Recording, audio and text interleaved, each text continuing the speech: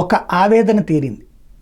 ఎవరైతే అమ్మాయి వినేష్ ఓటమి పాలవడం, అదే శాంతం డిస్క్వాలిఫై కావడంతో ప్రతి ఏడాది కూడా ప్రతి ఒలింపిక్స్లో కూడా ఖచ్చితంగా రెజ్లింగ్లో పథకం తెచ్చే మనం ఈ దఫా పోయామా, అసలు ఇంకేమీ లేదు రెజ్లింగ్లో. ఎందుకంటే ఆ తర్వాత ఇంకొక అమ్మాయిని శాంతం బహిష్కరించినటువంటి సిచ్యుయేషన్లో అనుకుంటే ఒక బాధ్యతాయుతమైనటువంటి పాత్ర పోషించాడు అమన్ సెహ్రావత్. అతి చిన్న వయసులో ఇతను సింధు కంటే తక్కువ వయసులోనే ఒలింపిక్స్ పథకం సాధించిన వాడయ్యాడు. ఇప్పటిదాకా పిన్న వయసులో ఒలింపిక్స్ పథకం సాధించినటువంటి రికార్డు సింధు పేరు మీద ఉంటే ఇప్పుడు ఆ రికార్డును తిరగరాసి ఇతను అంతకంటే తక్కువ వయసులోనే ఇప్పుడు పథకం సాధించాడు.